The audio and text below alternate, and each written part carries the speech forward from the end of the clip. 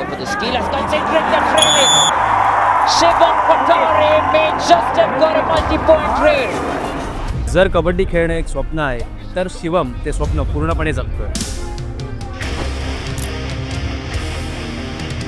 आज आम्ही सांगतोय तुम्हाला शिवम पटारे बद्दल, जो त्याच्या दुसऱ्याच सीझनमध्ये त्याच्या टीमचा अमूल्य खेळाडू बनला आहे. माझ्या वडिलांनी शिकवली मला कबड्डी, कारण ते सुद्धा खेळायचे आधी आणि ते सुद्धा चांगले प्लेयर होते. कबड्डीचे युनिव्हर्सिटी गेम्स पण खेळलेत ते, आणि त्यांनी मला फर्स्ट टाइम लेफ्ट साईडची रेड करून दाखवली होती. तेव्हापासून मला ती सवय लागली होती लेफ्ट साईड रेड करायची. Back to the Steelers. It's just going from one way to the other.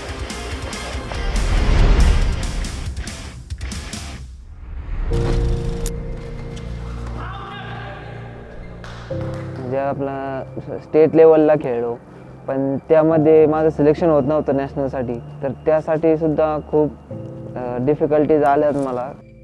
त्या स्टेजपर्यंत जायचो मी आणि तिथे सिलेक्शन नाही व्हायचं, मग पुन्हा नेक्स्ट इयर ट्राय करायचो.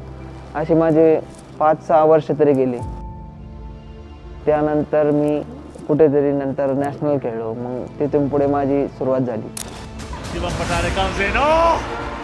कबड्डीची आवड आणि पॅशन असणाऱ्या शिवमने त्या खेळाची परिचय त्याच्या तारुण्यात केला. त्याच्या शाळेतील PETच्या शिक्षकांना एक कबड्डी टीम सुरू करण्यासाठी पटवून इथेच त्याच्या कबड्डीतील प्रवासाची सुरुवात झाली. This is how it is expected to go the distance. Running at that, he says he's got it. On the move, he's very good, Shivam Patare. मी पहिले ॲथलेटिक्स खेळायचो आणि क्रिकेटसुद्धा आवडतं मला, तर ॲथलेटिक्समध्ये सुद्धा मी स्टेट लेवलपर्यंत गेलो आहे. 1 point behind Mumbai. Shivam Patare in the lobbies. एक वडील त्यांच्या मुलांसाठी नेहमी मार्गदर्शक असतात. शिवमला देखील त्याचे वडील, जे स्वतः कबड्डीचे कोच होते, त्यांनी कबड्डीला प्रोफेशनली खेळण्यासाठी प्रोत्साहन दिलं.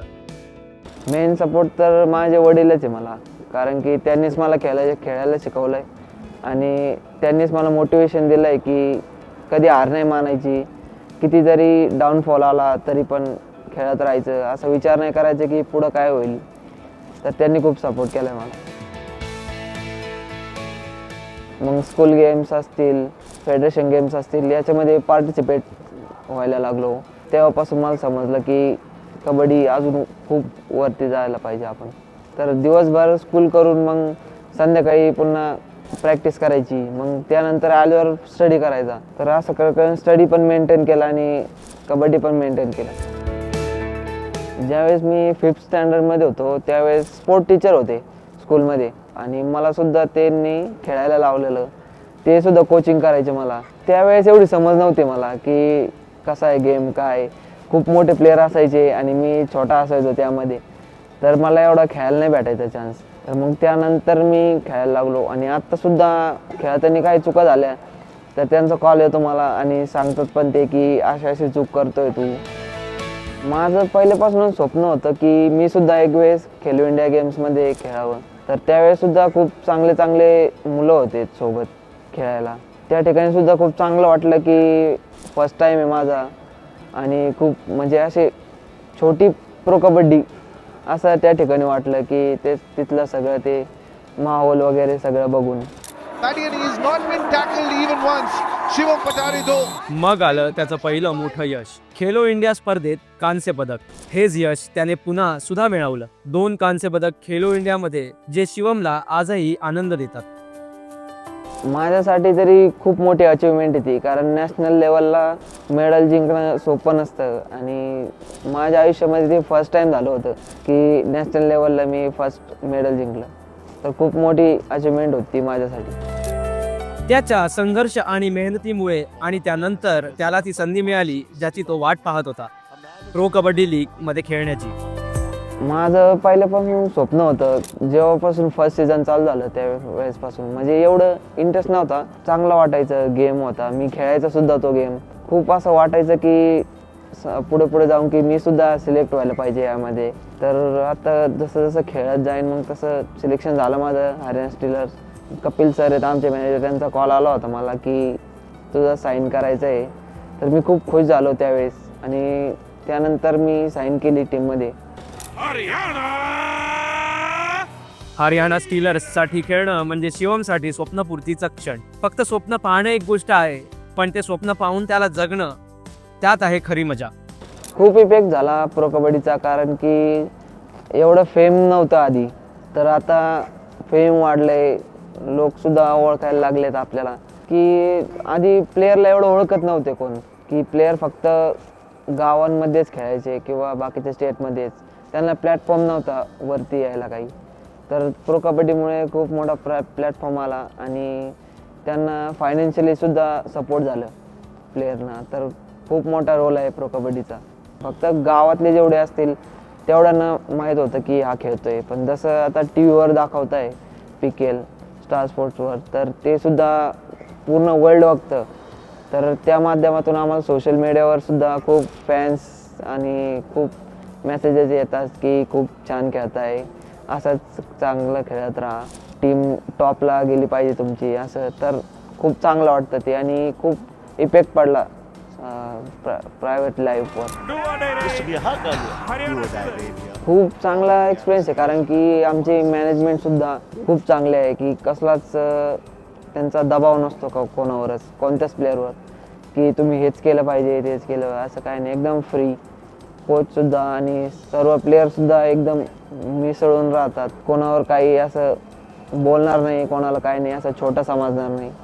सगळे सोबतचे, कोणी सिनियर नाही ज्युनियर नाही.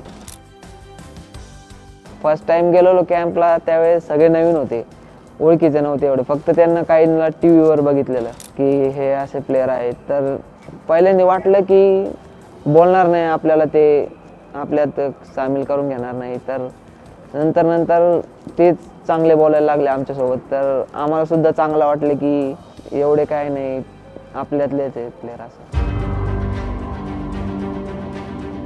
प्रत्येक खेळाडूला त्याचा पहिला चांगला परफॉर्मन्स आठवतो.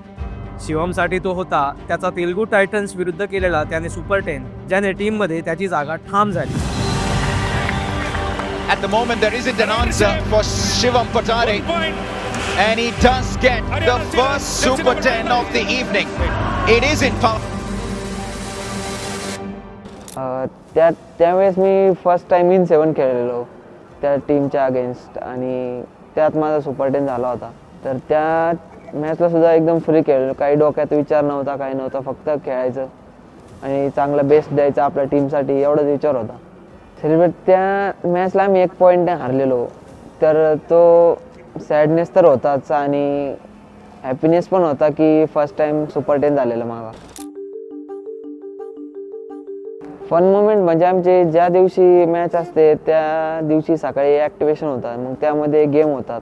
तर ते गेम खूप इंटरेस्टिंग असतात, हसण्याचे असतात सगळे, असे बरेच मेमरी आहेत.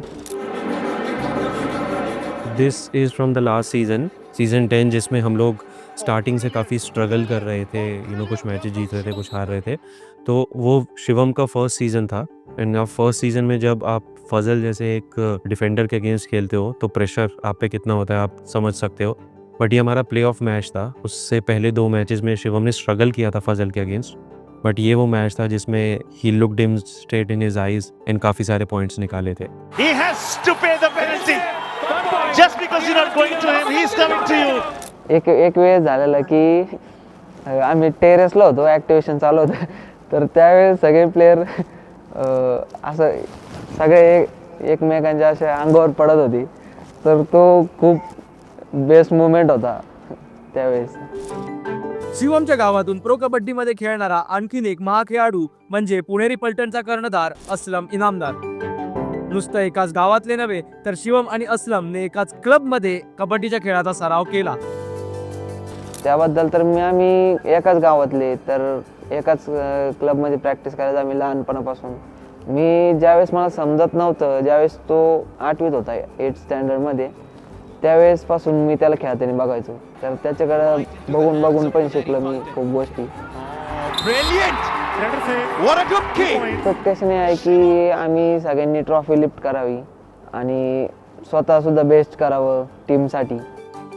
आम्ही फर्स्ट टाइम सेमीफायनलला गेलो, तर त्यावेळेसुद्धा ते मॅच जी झाली ती खूप माझ्यासाठी मेमोरेबल होती जयपूरसोबत. तर त्यावेळेस माझा परफॉर्मन्स चांगला झालेला. तर ती माझी मेमोरेबल सगळ्यात जास्त. माझे फ्युचर गोल आहे की मला इंडियासाठी रिप्रेझेंट करायचं आहे आणि PKL मध्ये सुद्धा गोल्ड मेडल ट्रॉफी लिफ्ट करायचे, हे माझे आता गोल आहेत. And we are going to see some action. Up he goes, down he goes, through he goes, with two he goes. आता बघता शिवमने जशी त्याची जागा बनवली आहे हरियाणा स्टीलर्सच्या टीममध्ये, आम्हाला खात्री आहे की हा तारा उजळणार आहे आणखीनच प्रो कबड्डी सीझन 11 मध्ये आणि जाणार आहे त्या चमकत्या ट्रॉफीच्या आणखीन जवळ.